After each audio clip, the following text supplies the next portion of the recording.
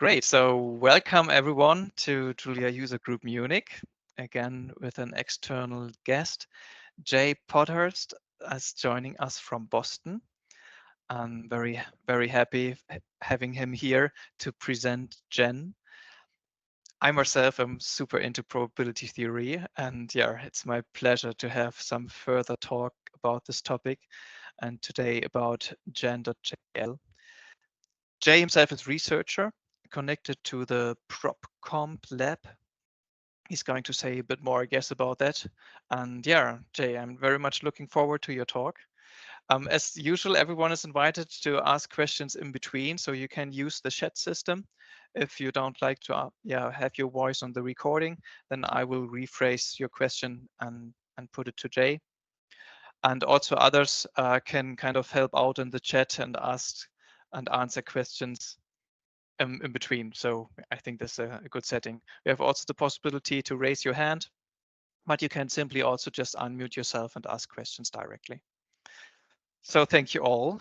And yeah, then I give the stage to you, Jay. Thank you for being there. Yeah, thanks so much for having me. Can everyone hear me okay? Yeah, great. So I'm going to be giving a sense of what probabilistic computation means. And in parallel, I'm going to show how it's done using Gen. I'll define each of these, I guess. So probabilistic programs are a perspective that unifies very different approaches to problem solving with computers. You have the symbolic representations, you have probabilistic models, and then you have what I'll call the differentiable world, which includes neural nets. And it plays off of one another in a harmonious fashion. People have recently been using probabilistic programming to solve problems in ways that are better than what machine learning can do, sometimes in efficiency gains on the order of like 1,000 times. So areas where we've had particular successes are in 3D scene perception, making common sense judgments to clean errors in error-prone databases, and also to model data in an unsupervised way. And zooming in on this last example, what things look like is we can learn programs to describe data, and the programs that are learned are themselves understandable, editable. So the code on the right is actually the result of what is learned, and it ends up plotting these green parts. And as more data points are added, the code itself is redrawn from updated probability distributions. Gen itself is the main tool that the ProbComp lab has been using to solve problems. And it's more of a general system with a general data model that is implemented in a couple of different languages at the moment. I'm going to be homing in here on of course, the Julia version, which is the most thoroughly developed one. Well, a lot of our work is in Julia because the Gen.jl is completely worked out. So 3 sections to the talk. The first is going to give a sense of what Gen is and what its features consist of, and then we're going to start using that to solve basic problems in probability theory, and then we're going to ask how to scale that to bigger, harder problems. Those are the 3 parts of the talk. Okay, so we're dealing with stochastic programs, randomized algorithms. So let's say I have a piece of code. We set the probability of the weight of a coin to be 1/4. And we have a function that, given 2 inputs, flips a coin and spits out the first or the second input.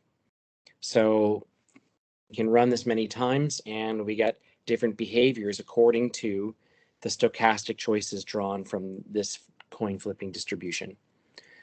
We think of this whole program as embodying its own probability distribution over its outputs. So it is a sampler for the outputs that can be X or Y. So I think a basic thing that people think of when they think of a probability distribution, especially like a simple discrete distribution like this, is, you know, they think of it as like a table of probabilities assigned to the outputs.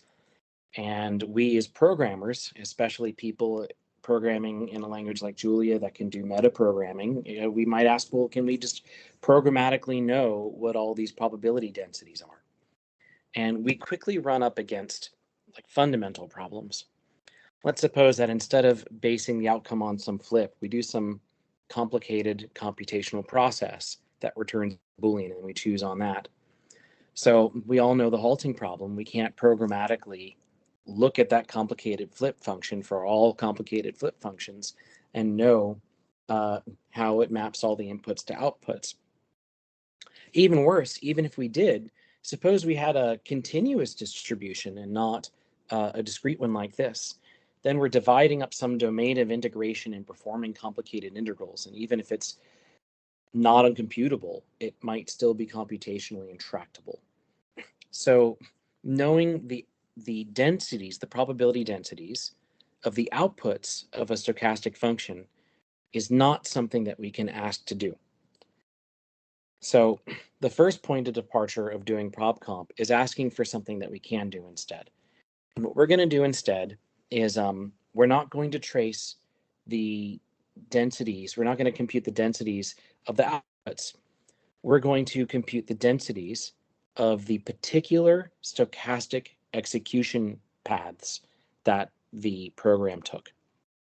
So let's say we had a debugger on hand. We can run through the function and observe every time a probability was drawn from a distribution and note the probability density of that choice.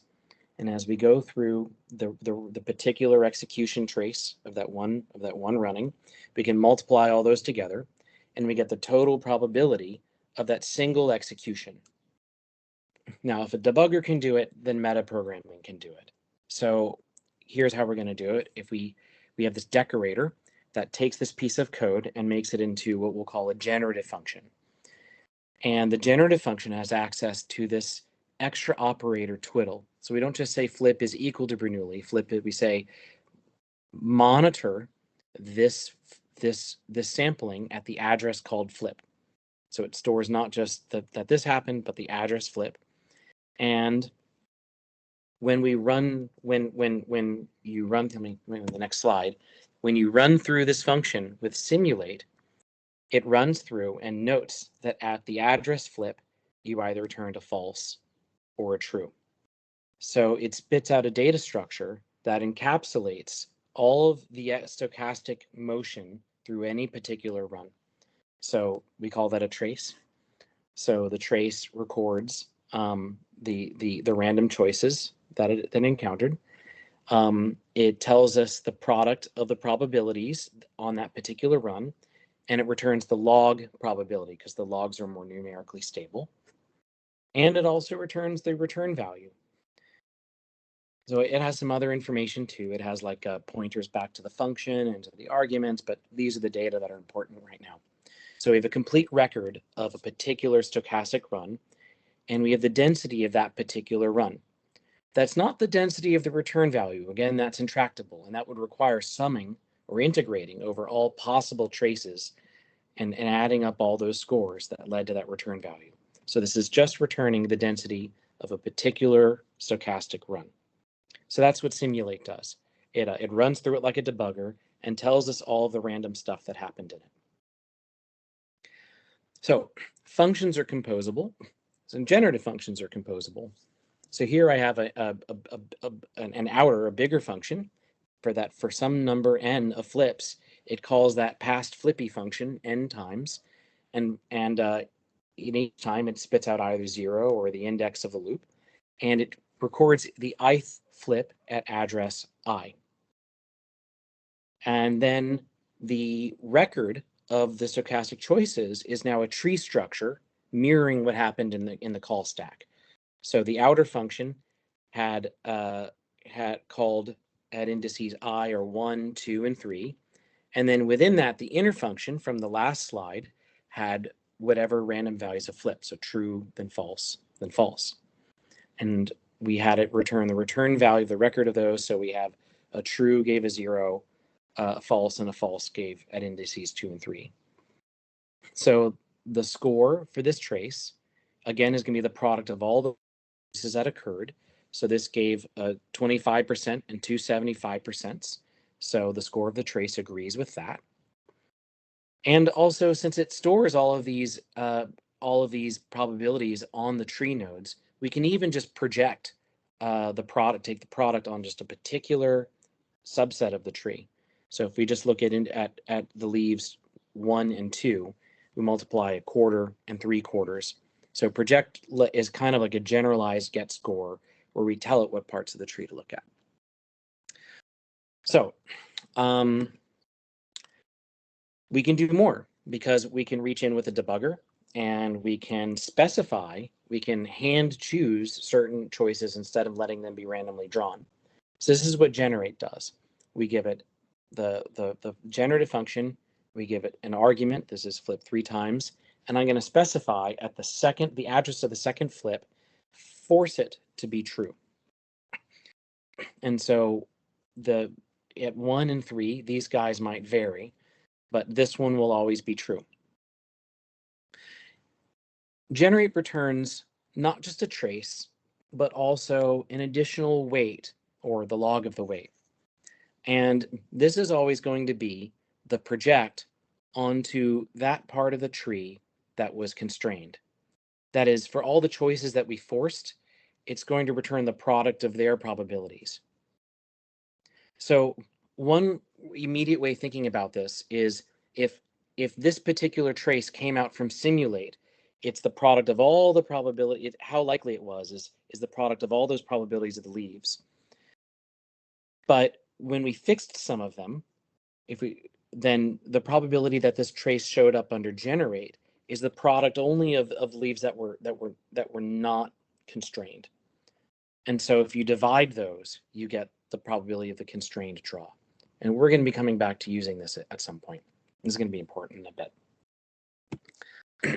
We can do other things. We can also take a known trace and rerun the function using some random choices, but editing other data.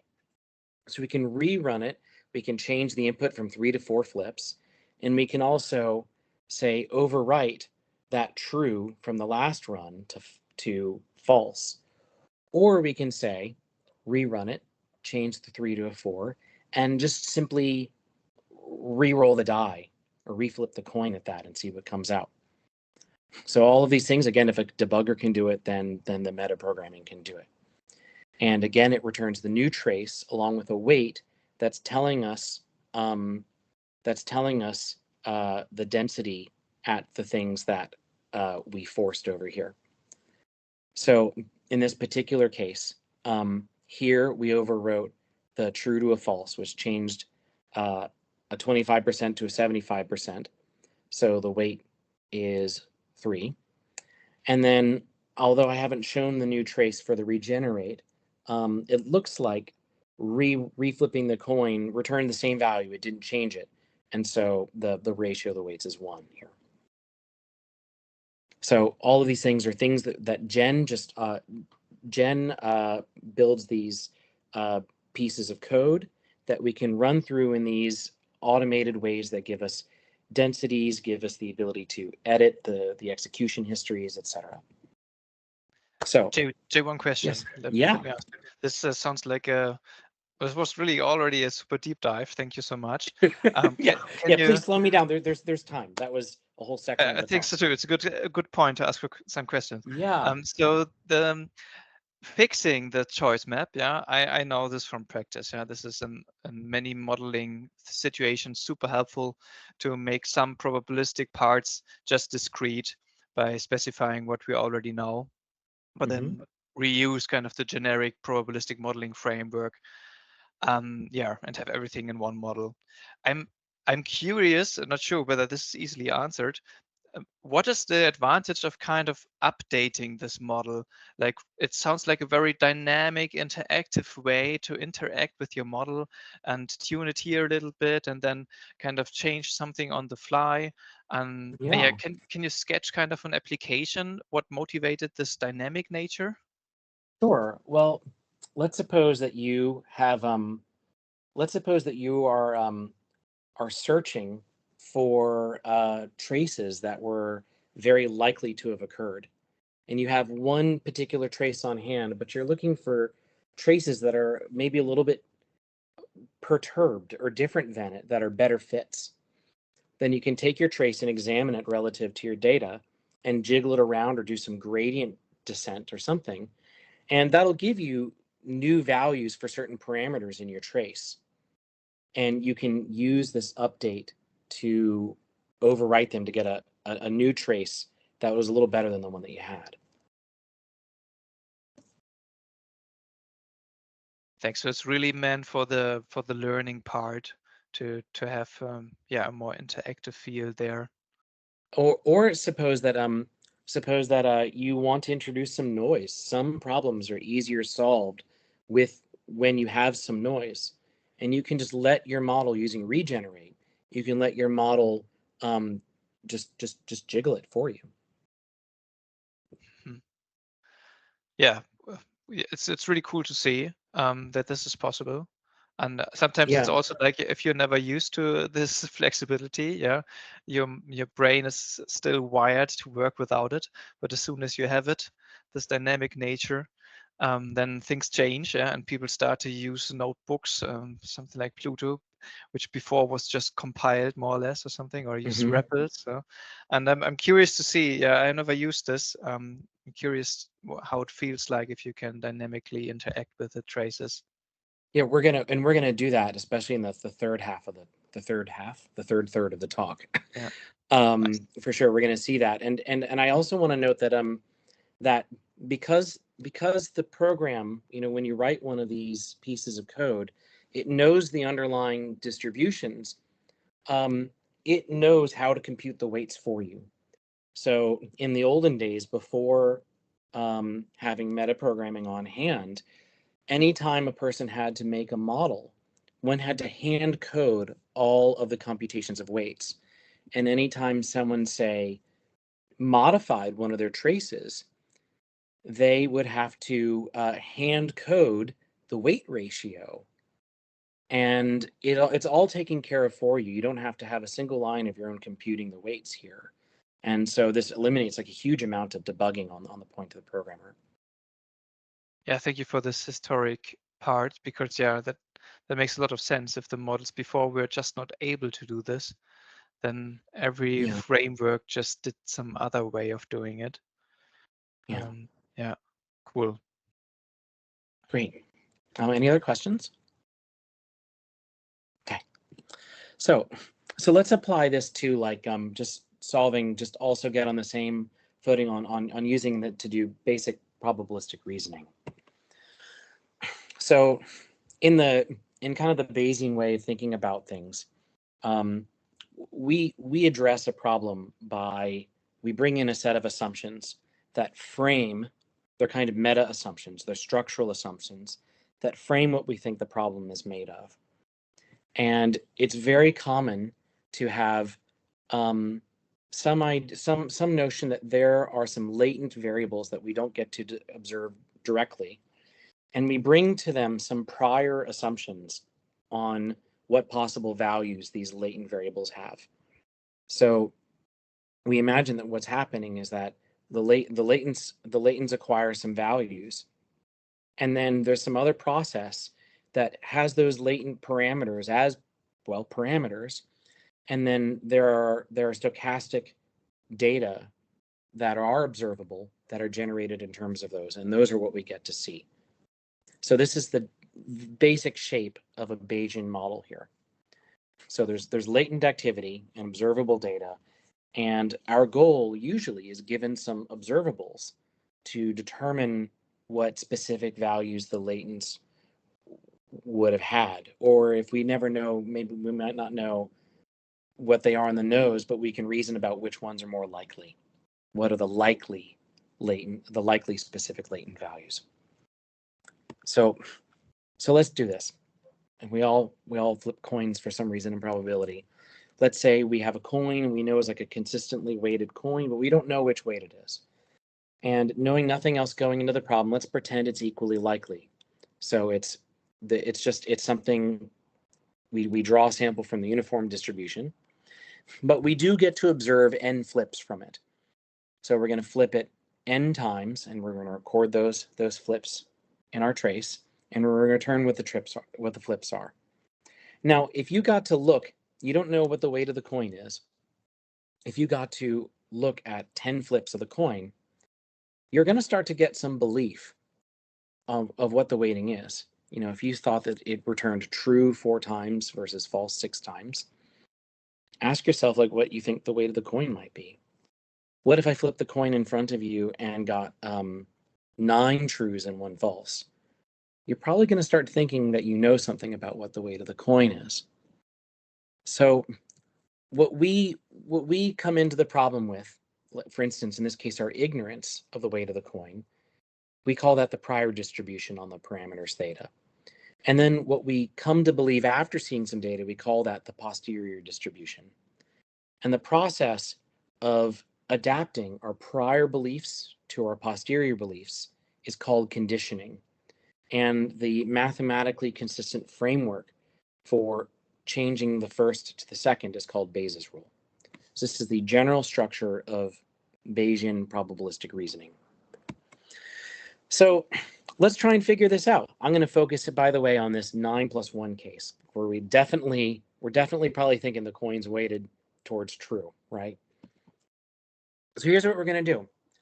Let's produce lots and lots of samples from our model such that the observations are the given ones. So let me write down the observations here. Let's take 10 things. That's 1 false plus 10 minus 1 true. And I'm going to make a procedure that runs the model and checks whether the observations in the trace are equal to these 9 plus 1, and keeps running the model till it finds a match, and then it returns that. So it's generating lots of samples and just keeping the ones that match the data. And so when we select for the stochastic runs that match our data, the question is, what is a histogram of the thetas? And of course, we're going to find that the thetas that were more likely to occur given the data are skewed towards a very weighted coin. So rejection sampling is what this is called, and it's mathematically valid. It's sound way to reason. The problem is it's computationally terrible. To begin with, you're wasting all of the samples that don't fit the data, and you're throwing them all away. You're doing tons of computation you don't need to do. And even worse, as the problem gets bigger, it scales worse and worse and worse. So this is like the thing that the mathematicians say is correct, but it doesn't help any of us in the real world. So what we need to do is construct traces that match the data in a less costly way. We've already discussed a tool for doing this. Generate can construct traces that match any given. It just substitutes in the values of the observations. We can just say at those addresses of the trace that we want those values. The problem is when we look at the histogram of this, we get something really different, right? I'm going to compare that histogram to that. We broke the histogram. And it should make sense that it looks this way if we remember what generate does. It runs through the code straightforward and just substitutes in values. So it samples theta uniformly, substitutes in the observations that we gave it, and then returns the trace. And so the thetas were in no way selected to not be the prior. This is just the uniform prior is what we're seeing here. So it didn't actually use the observations in any real way that interacted with the parameter. So we can fix this though, because generate didn't just give us a trace, it gave us a weight. And the relevance of the weight really comes up here in the math. This is the one math slide of the talk. So the ratio of the first histogram to the second histogram is what that is. In math words, that's the probability of the parameter given the observations. That's what the first is, and divided by the probability of the parameter. So Bayes' rule is this algebraic trick that says, at least on the level of the math, you can swap the roles of the theta and the observations. And we fixed the observations. We don't actually need to compute the denominator. We really just care about the relative values of this for different values of theta, and the observations are fixed. So we're just going to say it's proportional to this. But the probability of the observations given theta is just the project onto that part of the tree that is the observations. But if we go back to the slide where I defined generate, I don't want to give y'all vertigo, that's none other than what we defined the generate weight to be. So what we're saying is, it is mathematically valid to just use this generate to generate traces, but to keep the weight around and use the weight it returns to modify how important each trace is. We keep each, it's like a weighted, like you take a weighted average, you take like a weighted average over traces where you keep that weight around, and that weight is telling you how much more or less important it should be. In fact, this whole process of generating samples from kind of the wrong distribution, but having a weight that's the ratio of your distribution to the right distribution, that's called importance sampling. So this is necessary input to like good solutions to the problems, but there are even more pitfalls to avoid. And let's suppose that our prior is like these blue samples and it's all clustered up over here. And our posterior, like you can get samples from the posterior from the prior, but they're not really represented well. It's often some low density region, or they're really clustered on some sliver in a funny way. You can sample all day and use these really tiny weighted things and mostly not get samples with high weight that are the ones that are representative. So this problem gets even worse in high dimensions, where it's really easy for your posterior to fit in very funny spots of like some giant dimensional space. So importance sampling is like a mathematically valid strategy, but in computational complexity terms, there's sometimes super exponential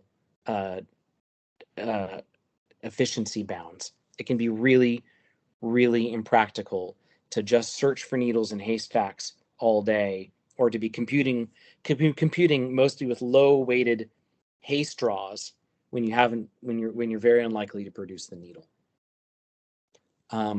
So this suggests two things we're going to have to do. First, we have to address the dimensionality, and to do this, we tend to divide the dimensions up into a few chunks of a few dimensions at a time. And this happens to be all just convenient anyway if we're dealing with time series data. If we deal with the entire time series at once, it's a high dimensional problem.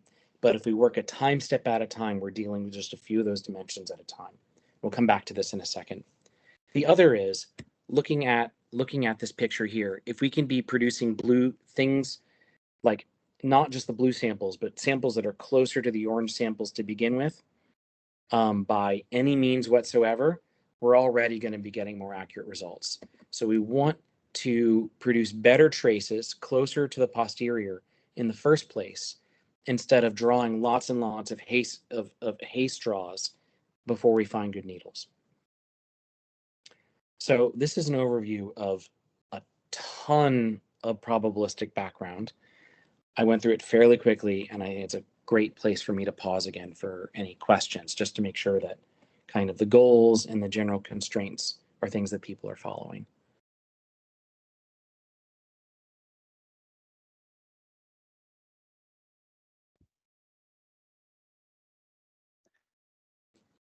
You sure? You sure everyone has followed all the math here? I hope so. I want to thank you definitely for this part. So it's really awesome to see this these standard problems being motivated actually in code. This is so awesome. Like to see kind of, okay, this is how you could do it simply, and you see, or me as a coder, yeah, I see kind of the waste of computation just by looking at this. And yeah, this super large while loop, and yeah, and also having the weights and using the weights, and this really great overview that the prior samples might be totally off. Yeah, it's so for me it's really easily graspable that we lose a lot of computation in both cases, in both approaches which you just mentioned. And yeah, curious to see what else we can do to do it better. Great. Okay. So feel free to again to stop me if any part of the math isn't adding up. So here's the kind of place where there should be a picture here. So a great example of time series data is if we have, let's take over here, like a distance plot, a plot of distances, and we want to use them to navigate or to determine a map. We can make maybe a more toy version of this problem where you have like a robot moving around a floor plan and is trying to figure out where it is and what a map is, and all it has is some sensor readings. Let's simplify this problem even further so we can all talk about it. So we can simulate having some kind of we have a pose, which consists of a XY location plus an angle. So that's 3 variables. And the robot moves forward and turns left and right. Those are like a program it's trying to run with its wheels, and has some sensors that shoot out distances to the walls. And so let's say this is what happened in real life. It shoots out, finds the distances to the walls. And then this is a best guess of where it might think that it is. And it's trying to superimpose the measurements onto where it thinks it is. And it sometimes will get confused because it might have started in a different room than it thought it would and has to update its beliefs. It turns out that all this can be made quantitative, and then with the right modeling can be expressed and worked with in Gen. So let's just kind of work with like a baby version of this. Let's model the motion. So the full model will consist of applying motion and taking measurements. So there's going to be some initial pose that's drawn from a prior. So we had some guess of where we started, but let's suppose that there's some noisy deviation, like some normal distribution around that. P is going to be the XY and heading is going to be the angle. So pose is these 3 parameters. So let's suppose we only know where we started up to some error. And then at each time step in the loop, we take the pose that we were at and we apply the step model to update it. And again, we take the positions we're at and we step forward by some amount times your heading. And then you change the heading by, again, you wiggle the angle, but both of these happen in a noisy fashion. And then say we add some physicality checks so that it runs up against a wall, it can't run past it. So this is our modeling what it's like to be a robot and specifying our assumptions that it's trying to execute this program of moving forwards and turning and moving forwards and turning. And it runs up against the walls if it does, but there's always some noise in the process. On the right, you're seeing I ran this program and made a plot of the trace of it. So I'm sorry, I'm on the wrong one here. I'm sorry. Sometimes I click and it moves in advance. So here it's taking steps, and the disk is showing like a standard deviation radius or 2 standard deviation radius around of where these noisy steps can take it.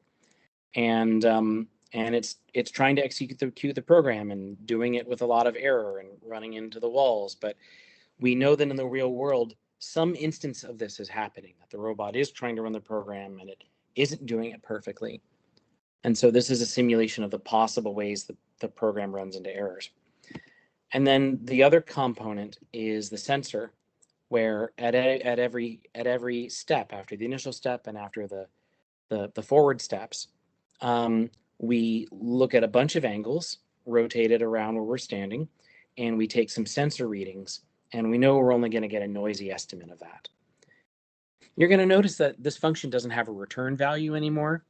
Something that kind of emerges after you've dealt with traces long enough is that a lot of functions, it doesn't matter if they return something or not, because you have all the information in the trace anyway. So if you're wondering what happened to the observables, we just know that the observables are just the sensor addresses in the trace anyway.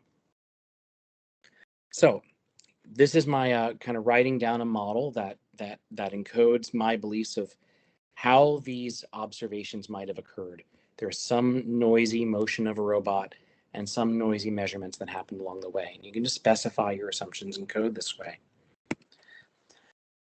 So what does this model look like? Well, all of these traces that are generated by this model, for each time step, it's going to generate 3 dimensions of pose plus another dimension for each sensor reading.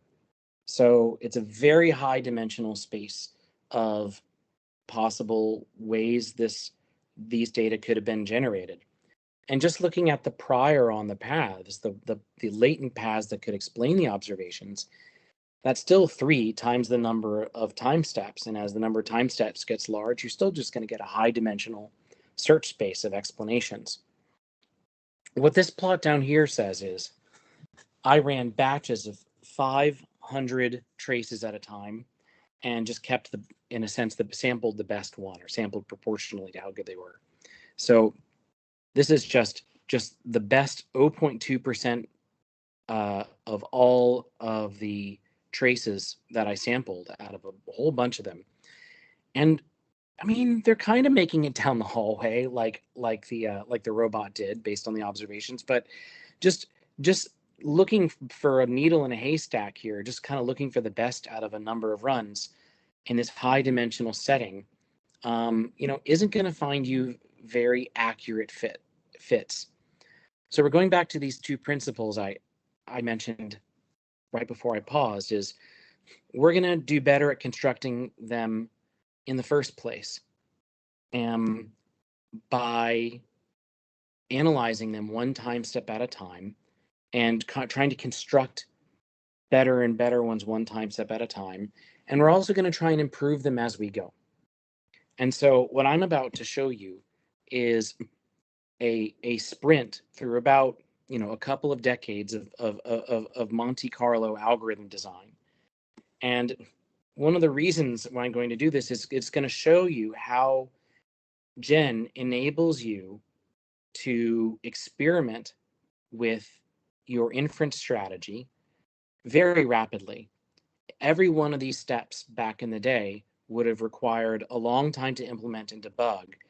But because Generate computes all of these weights automatically for you and gives you good primitives for modifying traces, this is something we can all do on the fly now. So the way I got these samples here, as I mentioned, is I generated 500 traces and then sampled from among those the best one. That unit of 500 and resample is a single operation that gives a single one of these green lines. And I ran that a bunch of times to get a bunch of green lines.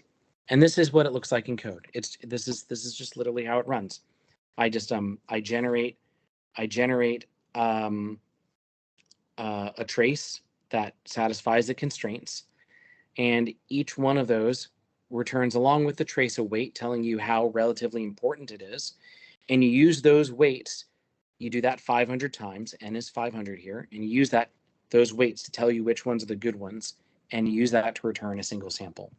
So in the probability world, this is called sampling importance resampling, or SIR. So we haven't done anything smart yet. This is kind of a standard thing that people do, and it's asymptotically valid, but as we've seen, unless you have an exponentially large number of samples, it's not necessarily very helpful. So the first thing we're going to do is we're going to spread this out over time, and we're going to use more of the Gen primitives to do so. So we're going to just start generating them just for time step 0. I'm going to generate them just consistent with the starting observation. And then we're going to loop one time step at a time and use our update primitive on each trace with that next time step and consistent with the next constraint. So this produces the same results as generate, but it's spreading the construction out one time step at a time. And we have other points in this loop to insert interventions that improve the quality of the traces. By the way, this trick of spreading the construction out over time, people call this a particle filter in the research. That's why I wrote that. Okay, so now we have a place to insert interventions in our code. Why don't I take this family of 500 particles, or however many, we can do fewer if you want, take our family of proposed traces, they call them particles, and just prune out the unlikely ones. Just throw away unlikely ones and replace them with the most likely ones. So we're not spending any time keeping around paths that are headed off in the wrong direction. So time step after time step. So we first start at time step 0, and we keep on updating them one time step at a time. But between each update, we throw away the ones that aren't promising and keep the most promising ones only. Okay, so there is a downside of this process, which is that you're going to have a lot of copies of the same particle, and it's not clear what good it is to be keeping around all those extra copies of particles. So we can take those copies and maybe diversify them a bit by jiggling them, or maybe taking each one and letting it search off a little bit around in a neighborhood of where it's at that time step, or maybe even try and optimize stochastically. So each one makes a different guess as to how to improve itself. And this process of massaging them at each time step, taking the best ones and then remassaging them, is called rejuvenation. So this is not just working. This is the second strategy. It's not just working one time step at a time, but within each time step, trying to make better particles. And we can use any strategy we want to improve them at that time step. Finally, it's easy to tell ourselves, hey, at each time step, put an effort to look for what's a good direction to move them in, and blindly start burning a lot of compute resources that way. It could be that at a given time step, the particles are already in pretty good shape and we didn't have to do so. Well, we can just look at numerical tests for how good a fit we have and only rejuvenate if we need to. We get to choose to do that. If you're walking down the hallway and you expect to be walking down a hallway, you don't go around asking yourself, should I be looking for another room that I should be in? You just keep on walking down the hallway. You don't question yourself. And that kind of reasoning is reflected here. So here's one possible way we can do rejuvenation. So here's our taking a step forward, then resampling. And then we're going to take, for each of these samples, we're going to take a little grid of neighbors and make that grid smaller and smaller and home in, searching over the grid for where the best place to be is. And you see how it's picking out step by step what the really likely traces are. And on the right-hand side, we see that this is a bunch of results of this. It really dials in and homes in on the really likely traces to begin with. Now, if we add in this this step to only rejuvenate when we weren't a good fit anyway, it had only a marginal quality compromise. We can skip a lot of the work and we get a real big speed up. So this is what it looks like for a path, for like a nice path where the robot mostly went where it should have. And here is if the resulting robot was like way off of what it should have. It still is, in most cases, able to figure out a very good faulty path for the faulty robot. We can even include more reasoning. I know this is kind of zoomed out and blurry, but we can even make the robot check whether after rejuvenation we still manage to find a good fit or not. And if it doesn't, to back out a few time steps, to roll back and be like, I'm not feeling like I made it into a good place here. Why don't I suppose that I didn't actually make good inferences. I'm going to back up and see if I just try again and I can find my way in better. And so you can even do things like this. So I'm kind of at the end of the talk, and they're just my two closing points are that first, there's a kind of an emerging feeling as I'm explaining these algorithms that things that we would do ourselves to reason with our visual information are things that we can encode into what we tell the robot to do. ProbComp, what emerges in ProbComp is a way of encoding very human-like reasoning with uncertainty in actual programs and letting them reason more and more like we do, which is rather efficient given that we don't have GPUs in our heads.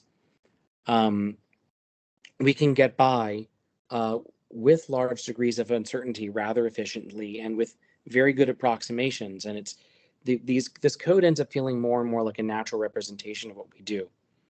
And the second thing I want to point out is that this code here is written at a super high level. We're using these primitive operations that don't require us to do specific computations of numbers, because all of that has been automated under the hood by Gen for us. And the constructs of the language take care of it for us and let us iterate over our high level design really easily. And the reason why I said this is a sprint over like a couple of decades of Monte Carlo research is that it took people a long time to even write this code correctly in the first place back in the day, because they had to write down all these numbers, computations by hand and debug them, and then run all this code on computers that were much slower than today as well. But we are now in a position with things like Gen to iterate rapidly. So that was my other point. So I'd like to return the floor to all of you and invite you to engage or ask questions. Thank you. Big thanks to you, Jay. Yeah, so let's have more discussion. Everyone's invited. You can, as said, also just write in the chat. So my intuition is always still a bit off, actually, and maybe we can kind of synchronize this. So let me ask the first question. So having this robot going through and, for example, then adapting our particles to follow some heuristic intuition, which I as a human would take if I go through these rooms. I miss a little bit the intuition how this then fits into the probabilistic framework. Like if I change the particles, I guess the key thing is that Gen is tracking for me what this change actually means in terms of how likely this particle is after the change. Is this right? Is this the key part why we can do this, but still stay in our probabilistic reasoning? Yeah, I think the way I would say it is that each of these particles in parallel is a different hypothesis that you have. That you could think I'm standing in this position at this time step, or maybe I'm standing over here at this time step, and you maintain like some small range of possibilities in your head, and those are all the particles. And how likely in your head, how you weigh these hypotheses relative to one another, that's what the weights are. And Gen does the bookkeeping. If I'm changing my hypothesis this way, how does the data tell me how certain I should be about this hypothesis? How good of a fit is it? And Gen is automating all of the bookkeeping of those updates of our certainties. Yeah, for me, it's really mind-blowing that it's so interactive. Like the dynamic part I asked my first question about. Yeah, this is really impressive that in this robot example, it takes such a problem-solving perspective. Yeah. Yeah, that's awesome.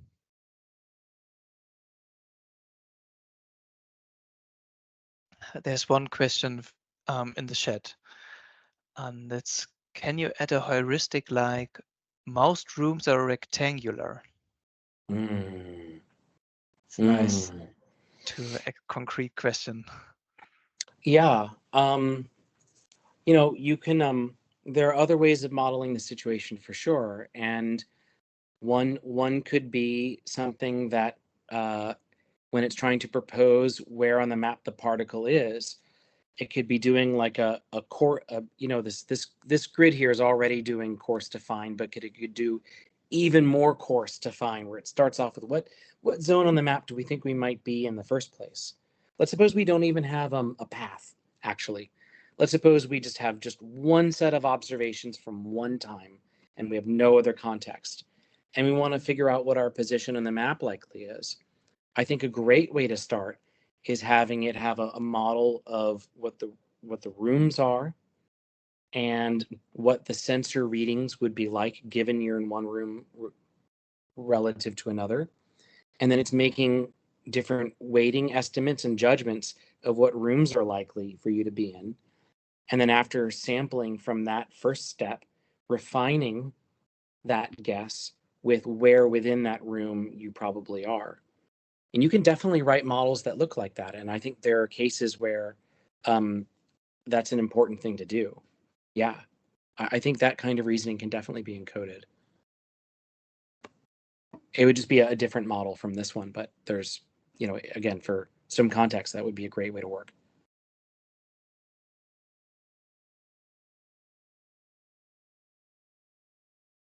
Thank you for the question. Yeah. Another question from my side. I guess you mentioned it a couple of times, but still I somehow missed it.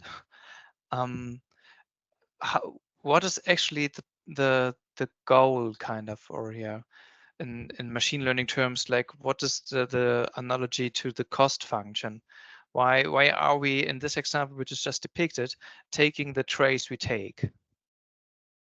If this question makes sense. Yeah. I think in a sense the goal is the posterior probability. In just a phrase is the Bayesian viewpoint. If I'm gonna whiplash here way back to the beginning, is the probabilities under the posterior distribution are telling you with your best reasoning, knowing everything you know, what is more and less unlikely, and generating traces that are distributed according to the posterior means that you are generating hypotheses in proportion to how likely they are given everything you know. And so this is the closest thing you have to a cost function. It's not necessarily that you're trying to optimize it in one shot, because if your posterior actually assigns high weight to two kind of different situations, one you might say there's a bimodal distribution, trying to return a single outcome is highly misleading. And so what this represents is not a single answer, but a distribution over all of the information you have of how likely different things are. And it's getting a sense of this whole distribution that's important and accurate and honest rather than a single value. Now in practice, the robot's trying to go somewhere. And so, it can argue all day about what the whole distribution is, but it needs to make a guess for now and get down the hallway. So you do take, at the end of the day, like a sample, right? But in order to have a good sample, in the first place, under the hood, you need to be reasoning about the entire posterior rather than optimizing a single number. Yeah, thanks. And in this example, if I may ask, kind of follow up, the posterior, describes how likely it is where my robot should be placed, given that we want to get to this very room. So there's some further constraint. Given that we saw, let me see, given that we saw the observations that we saw. I have plus So the observation. the theta is the path, and the observations are the observations. So you're trying to find the distribution over thetas that is most likely given the observations. So you're trying to know the paths and including the terminal point of the path that are most likely given the data that you took in. I see. We have this path given. So the endpoint of the path, the terminal point of the path given. And yeah, given this extra sensor information, what's the most likely path? Okay, yeah. Yeah, or Yeah, what is the thanks. distribution over, what is the family of likely paths? That might not be a Yeah, single got it. Yeah, optimal thing. Yeah. yeah. Thanks. Yeah, this was open question. And this is kind of hidden in the model. This description of kind of the distribution of paths.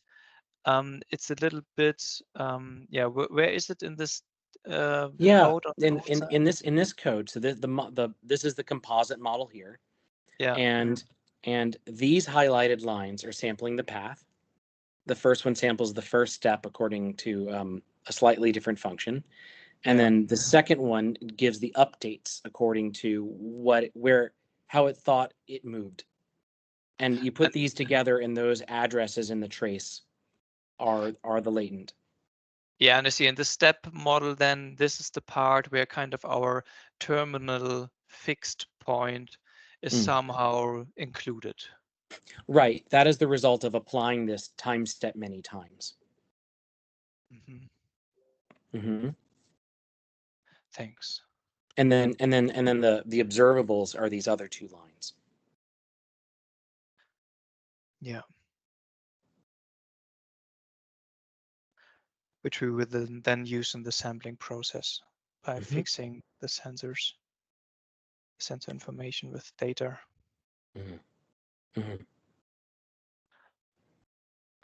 Thanks a lot. There's another question in the chat. Okay. Actually, two by now. Thank you so much for. So the first one is the second one first because it's the easier to answer. Do you have slides or a repository which kind of collect all this information which you showed us today for others to look it up, or maybe also with code which they can run? Is there some repository? Yeah. Well, these are all extracted from a very in-depth tutorial that I've been writing. And there are gosh, it's this is all growing out of an academic lab, and I showed up, and I've been trying to corral all of the examples that people have written into one place, and we're working on that at the moment. So there are the lab has a few tutorials on, I think. Do you have the address of the ProbComp lab, Stefan? Not right at my Okay. fingertips. I can share that with you. Thanks. And I'm happy to share these slides for now. The notebook, the tutorial that this is all based off of is still, under revision. Some yes, some not yet, but there will be. We're hoping to have a lot of this available within the year. Yeah, thank you so much. Looks really also enormously educating. This is so impressive. Like you mentioned it yourself, how high level this code is. Yeah. Or also even intuitive, with this robot example, taking steps and updating. The way we can share the slides, maybe you already have a link. This would be probably the easiest if we can host it on ProbComp somewhere. Otherwise, we will also find a way to upload it somewhere and share a link. Yeah, we'll talk about that maybe right after we get offline. Yeah. Great. Yeah, the link to the Gen repository was already shared. Yeah, let's see. I will put it on the meetup page and also on the discourse thread where this information will be, and probably also on the YouTube upload so that it's easy to find where the resources are doing this then after. The second question is actually whether you can give some more or a few more examples how we can use the Gen framework for other applications. So we've seen this real-time robot movement example, and yeah, you probably have a couple of other Sure. branches and examples in mind. If I back over here, so we had if I can just get it to respond. There we go. So in here, on the left is a plot of the right, and on the right is, yes, it is an @gen function, but this function itself was written as the output of a model over generative functions. So there's a model that encodes a generative grammar that can produce blocks of code that in turn produce data sets. And so you can think it's a model over abstract syntax trees of a certain form. And if you have a particular syntax tree on hand, there are operations for editing a syntax tree. You can change this thing to another thing. You can split a leaf into a branch. You can delete a leaf and collapse things into a branch. There are all sorts of modifications. You can change the value within a branch and number somewhere. And so that becomes one of the models that we have. And you can run some of this Monte Carlo code that, as you take time steps, it evaluates a bunch of hypotheses that you have on hand against the new data point and jiggles them to see if it can improve them. It can see if it can improve the fit of your sampled program on the right versus the data. And I said that at a very high level, but the code really looks like that. You have just something that stochastically constructs pieces of code, and then you have some operations on those pieces of code that change the traces in various ways. And then you have inference code that takes in data a point at a time and updates and jiggles your hypotheses and sees how well they do. And that's exactly how these programs on the right were constructed. And on the left is just a picture to see how well it's doing. So that shows just kind of at a high level how one can do data modeling with this system. That's one more example. And here, coming back here. There's one follow yes. up on this part already. The question is, so there's some metric for convergence, and I guess in here it's again the same. Yeah, it's the posterior probability distribution, which should fit to the given data. Yeah. And your walk, or taking the analogy to the robot, the walk which we have done there is now really kind of a kind of evolutionary search through these kind of programs. You're exploring the space of programs that could possibly explain the data you're seeing.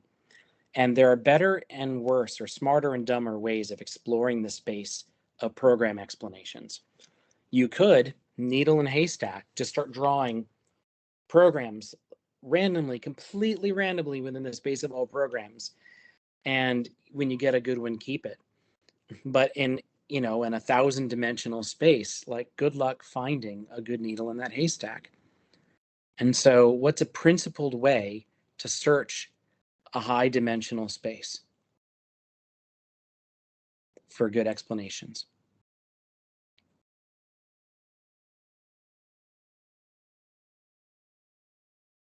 And that's what this sequential Monte Carlo is really good at. You start working your way into the high-dimensional space a few dimensions at a time, and refining your guesses as the right finding the right hit a little bit at a time, given a little bit more information at a time. This is what you call this particle filter. Yeah. And the bigger family they call sequential Monte Carlo, so SMC. Yeah. Thanks. And then I was going to point to this this other fun. I don't know if I turn off the volume here, but what this does, and you have tabular data, you have a relational database, and you hand this probabilistic program the schema for your database, and then you give it some example data, and it starts developing a model for what entries are in there, and also a model for like what some common noise in the entries might be. And it runs through the data and tries to figure out which rows in the table are well explained as either a new entry or as an old entry with some errors in it. And so it makes a cleaned version of the database using these probabilistic guesses to negotiate what it thinks are, likely, likely errors or valid data in it.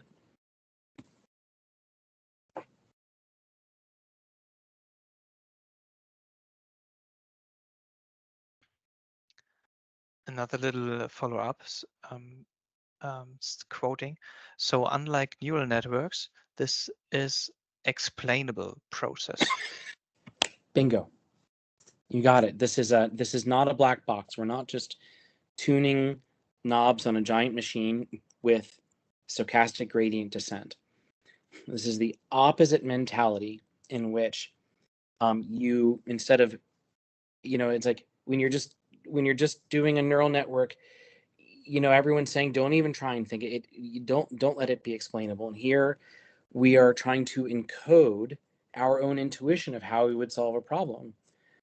Here the program that creates other programs to explain this data is you writing down the assumptions you have of what kind of a shape of a program that would be. And then the inference code that selects for good candidates is modeling your reasoning of how you would work within those assumptions to choose the more likely ones. So it is all about encoding our intuition rather than a black box. It is all not only explainable, but controllable. This is controllable intelligence. Yeah. Thanks a lot. Yeah, it's awesome words. I have a completely different question still. So in the Julia ecosystem around probabilistic modeling, the Turing and the RX infer. Oh no, no. Let's stick to the Turing. They kind of model everything. Feels more like a bit statically, and then use. I'm not 100% sure whether it's the state of the art. A kind of nuts sampler, Hamiltonian Monte Carlo, to then sample the posterior distribution given the likelihood definition, so the description of the data given the prior parameters. And it looks like this is not the case here, or it's a completely different approach. So yeah, this nuts sampling is somehow more a static approach, or can you relate this somehow? I wish I knew anything about Hamiltonian Monte Carlo or Turing or nuts sampling. I don't actually know what they are. I'm sorry, I can't comment. Okay, Yeah. thanks a lot. I need to check this on JuliaCon then, finding someone. Because it's so what we've seen here, if I got you right, is kind of an adapted importance sampling, what you then call sequential Monte Carlo. And and there are kind of other approaches. Yeah, they're I mean they're meant, this is just one sample of using these primitives together in a like a coherent way, where there is, there's this resample here, there is this kind of like sequential importance sampling happening, but the variety of ways that we can intervene, or move forwards and backwards in time, are just breaking out of that box too. Like there are, I'm not giving a good answer to this. Let me each one of, for instance, these three applications is employing a different use of the Gen primitives. And I think that probabilistic computation is not limited to sequential Monte Carlo, but sequential Monte Carlo is at the very least like it solves some problems really well, and it makes it really clear how Gen is used, and I think that's why I focused on that. But I think there are a number of different probabilistic reasonings that are encoded in each of these three applications.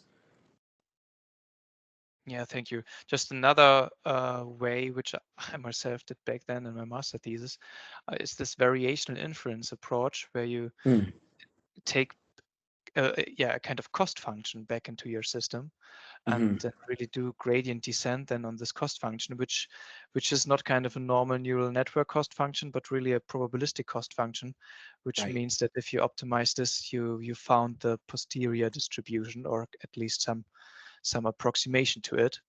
Or some And that would be, local optimum or something. yeah, it would Yeah. be great to know whether kind of, because Julia is so differentiable, whether we could actually Yeah. use this approach also on the Gen model to, just have another way of solving this next to sampling. Yeah, so that's a really fun question actually, and I didn't really address the differentiable part of ProbComp. I think this talk was mostly on these upper two pictures here, but there's more work coming out of the lab that isn't yet represented in the current version of Gen, where they work on say gradients of expected values, of expectation values. So if you have a stochastic function, you on a particular run of that function, you have the output, and you can also, through some kind of, like, say, forward differentiation, get like a gradient on the motion, how the parameters would affect that execution if you fudged them and try. But the thing is, if you try and take the expected value of the gradient, that's not the gradient of the expected value. You get wrong estimates. And so Because of the integral. I guess more if it's, because let's say you have a function that is like it's either outputting x or negative x based on a coin flip, or something. Man, that's not the wrong one. It's outputting a number of possible values. Each one of these trajectories it can take has whatever its gradient is, and you can take the average of those gradients, but that's not the same as like where the average of the particles happens to be moving. And so the lab has recently developed provably sound strategies for differentiating, for getting unbiased estimates of the gradient of the mean. And so that allows you to try and do variational techniques to optimize the expected value over a range of particles. It isn't represented in the current Gen, but that's very much that's work that's coming to completion these days in the lab. awesome. Yeah, that's really cool.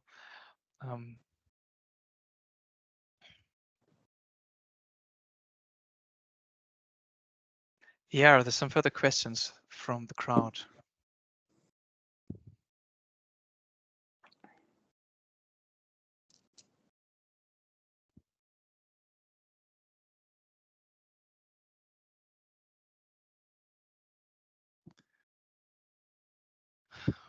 Will you be there at JuliaCon? I don't think I will be. I don't know if someone from the lab will be. Oh, that would be cool.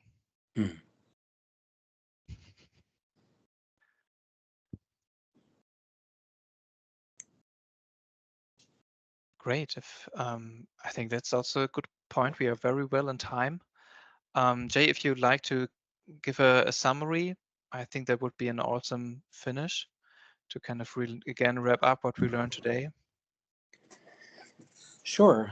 Well, we learned kind of about two things on the high level. We had some examples of probabilistic programming, which is a form of reasoning that holds probabilistic, uncertain reasoning that we all do, that lets us put it into code in a general sense and run models and make efficient models. And then on the other side, we saw Gen, which is this specific programming system that lets us express such reasoning at a high level and automates a lot of the difficult mathematical computations, so that we don't We don't have to mess them up ourselves. And we see how Gen makes this kind of coding possible, but also how this kind of reasoning requires something like Gen to exist in the first place.